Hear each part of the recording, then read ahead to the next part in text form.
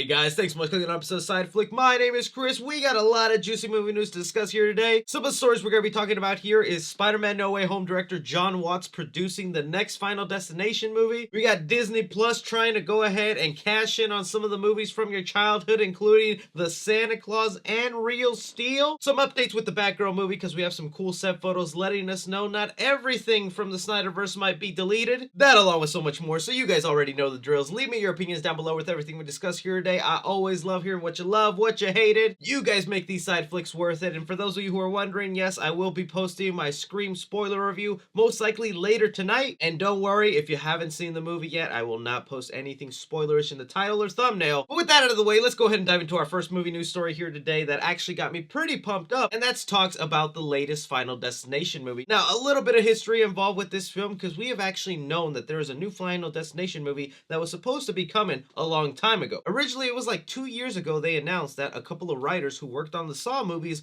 were set to make a new Final Destination reboot. Heck, it even got to a point where we knew the plot was going to deal with police officers, firefighters, EMTs, basically first responders on the scene of an accident, and then the movie would go on from there. Well, it looks like for whatever reason, that idea is no longer what they want to do with the property, and they have scrapped that, starting fresh with Jon Watts, the director of the Spider-Man trilogy, as the producer for this new Final Destination movie that is now set to go exclusively to HBO Max. Jon Watts had this to say about the upcoming project: both Diane and I have been massive fans of Final Destination from the very beginning, so to be able to have a hand in crafting a new story with the original team and new line is going to be both fun and exciting. It's also worth pointing out that one of the writers from the new Scream movie is also attached as a writer for this film, and having seen the new Scream movie and actually liked it, I'm like, okay, this is good news. It is kind of a bummer that it's not going to be going to theaters, as I have memories of going to the theaters and watching some of those Final Destination movies, even the one that was in 3D. But at the same time, look, I understand some movies aren't always going to perform well in theaters, and I feel like Final Destination maybe had its time, and it going straight to streaming is what's best for it. I'm still going to go ahead and check it out and be super excited because I like all those movies, as cheesy and as dumb as they get. And even Jon Watts being attached, though we know him from the Spider-Man trilogy before that, the man did make movies like Clown and Cop Car that had very gritty and dark tones. So I feel like it's in good hands. All that's left to know now is what is the accident that's going to be happening in this movie. Leave me your guesses down below. Are you excited for this? And what do you want the big accident to be in the new Final Destination movie? All right, moving it on over here to Disney Plus and them wanting to go ahead and cash grab on our childhoods because we'll pay for it. It was just reported that we will be getting 2 brand new Disney Plus series on the platform based on movies that we grew up liking. The first one I want to talk about is Real Steel. Now, if you're someone who has not seen Real Steel for whatever reason, I do consider it to be an underrated gem that not enough people talk about, but it's such a cool movie where it's set in a future where boxing is now done with robots and people control them in order to win money and fame and whatnot. It's actually a really great movie. I always wanted a sequel done for that film because the world they created was so interesting. It packed a lot for one little movie, and for years they always said they were going to make a sequel, but now we know it's actually going to be a Disney Plus series. It got reported that Real Steel will be working with Sean Levy, the original director of that first Real Steel, to make a new adaptation of the franchise for Disney Plus. As of right now, there is no confirmation if people like Hugh Jackman or the little kid from that movie will be back, if they'll even touch upon that exact same story that happened from the first movie, or if it'll be about a brand new character set in this world, or what exactly they'll focus on. I'm conflicted on this because I'd rather have a sequel to the movie. And I don't know why, but just hearing Disney wants to make the Real Steel Disney Plus series, I just think of it being really toned down, kid-friendly. Not to say that first Real Steel was like the grittiest movie of all time. It is kind of family-friendly. But I'm hoping with the original director there attached, they could do something fun and tell us a good story. I'm just saying, I would have rather it been a movie. So I am going to give it the benefit of the doubt and hope it's good even if Hugh Jackman's not attached. This could be something really fun. Let me know your guys' opinions. Are you excited for Real Steel to become a Disney Plus series? Now, the other Disney Plus series that was announced based on a childhood movie of yours is from The Santa Claus. It just got reported literally today as of me recording this that Tim Allen has signed on with Disney to make a new Santa Claus sequel series based off those holiday movies. And for this one, we actually actually do have a plot about what they are trying to do with the show, and the plot actually isn't half bad in my opinion. Reading off here, in the series, Alan Santa is starting to lose a step in his duties, and more importantly, he's got a family who could benefit from a life in the normal world, especially his two kids who have grown up at the pole. With a lot of elves, children, and family to please, Alan Scott sets out to find a suitable replacement Santa Claus while preparing his family for a new adventure in a life. So basically, the entire purpose of this series will be for Tim Allen to pass the torch to another Santa Claus, and you know what?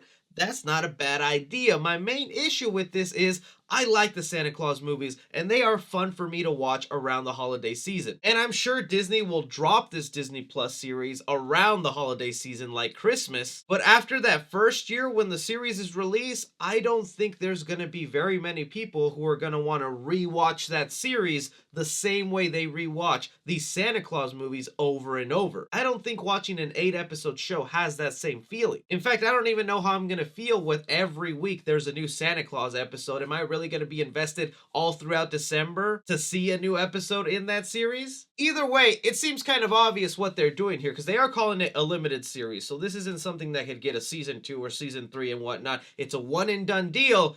And I feel like this is their transition so they can reboot the franchise with whoever this new Santa Claus is by the end of the movie. And you know what? That sounds exciting. Let me know what you guys think about the Santa Claus getting a Disney Plus series. Talking super quick about something I cannot believe was controversial this week, but I had so many of you wanting me to make a video about this, is we got the reports that the Batman has got a PG-13 rating for strong, violent, and disturbing content, drug content, strong language, and some suggestive material. And there really was an uproar online where people were mad that this movie was not rated R, when I'm like, you really thought the next Batman movie would be rated R? I know they did that with the Joker, but you guys have to understand that was a very special circumstance where Warner Brothers had no faith whatsoever in that solo Joker movie. The only reason it happened is because they agreed to do it on such a low budget that actually worked in their favor because that movie ended up making $1 billion. But that Joker movie to me is the exception to the rule, not the standard they should go with. If Joker made $1 billion, then Batman can make $1 billion too. Not necessarily. There's already so many doubts with this Batman movie where I talk to a lot of people outside of the movie space asking them, you excited for the new Batman movie? And they don't think Robert Pattinson is a good choice. They think the movie looks too much like the Christopher Nolan movies. Even my best friend says he just doesn't feel hyped for this Batman movie, and I'm like,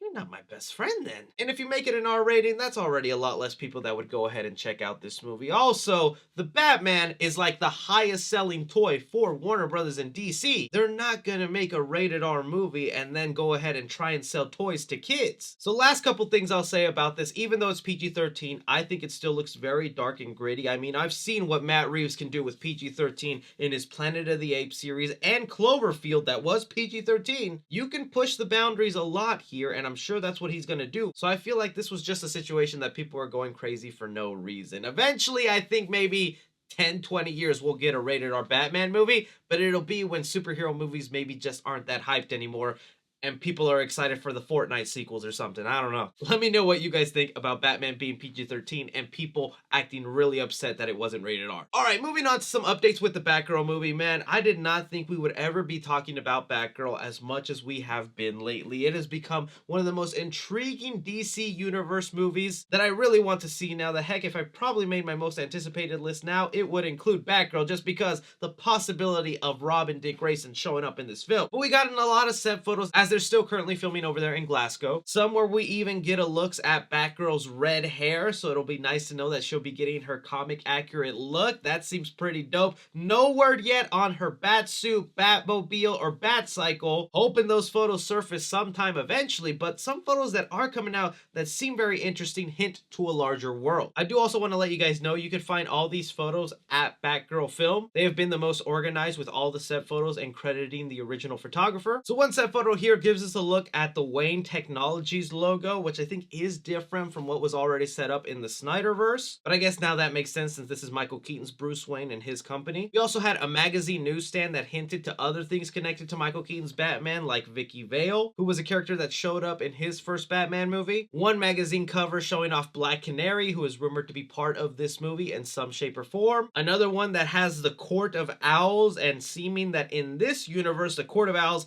have already been exposed to the public, and that storyline has maybe already happened. For those of you who don't know, the Court of Owls are basically like this secret organization that works under Gotham to control everything, but in this universe, it looks like they've already been exposed by their Batman. But probably the most interesting that has a lot of fans going, okay, so they might not be erasing the events from the Snyderverse movies. We have this magazine newsstand that's going ahead and letting us know that Lex Luthor is still in prison. It looks like he's still responsible for the bombing that happened on the Capitol in Batman vs. Superman. That is where we last saw Lex Luthor, and knowing that this Batgirl movie takes place after the Flash movie where that's supposed to mess with the timeline, it's kind of cool to know then the events of Batman vs. Superman still seem to be canon to a point where there's a Capitol bombing and Lex Luthor ends up in prison. This gives a lot of hope to a lot of people out there that maybe some things will be kept, and instead it might have just been Michael Keaton Batman who fought with Superman. But other than that, other updates with the Batgirl movie still suggest that Nightwing has already been cast for the movie, and we are set to get an announcement very soon on who it is. The person that I see most reporters online talking about is Dylan O'Brien. It looks like he's going to be the one to be announced as Dick Grayson, and you know what? I'm happy with that choice. I like Dylan O'Brien. I watched him when Teen Wolf was on. I enjoyed him in the Maze Runner movies. I feel like he has that look for Dick Grayson. I'm just really curious to see how they're going to explain his working relationship with Michael Keaton Batman. Is there this history where his Robin got to work with that Batman for like 10 years? Will we see him as Robin? Will he already be Nightwing? A lot of cool mystery surrounding this Batgirl movie, but you guys hear all of this stuff. What do you think about it? Do you think Dylan O'Brien will be cast as Nightwing? If not, who do you think it'll be? We're set to get the announcement soon. But that is all the movie news we currently got going on right now, guys. I want to thank you so much for taking time out of your day to watch me talk all this movie news. Stay tuned for that spoiler review for Scream and all the other great videos I have planned for you guys. Don't forget to like, subscribe, follow me on Twitter at 3C Films or on TikTok at 3C Films. But as always, I'm Chris. Take care.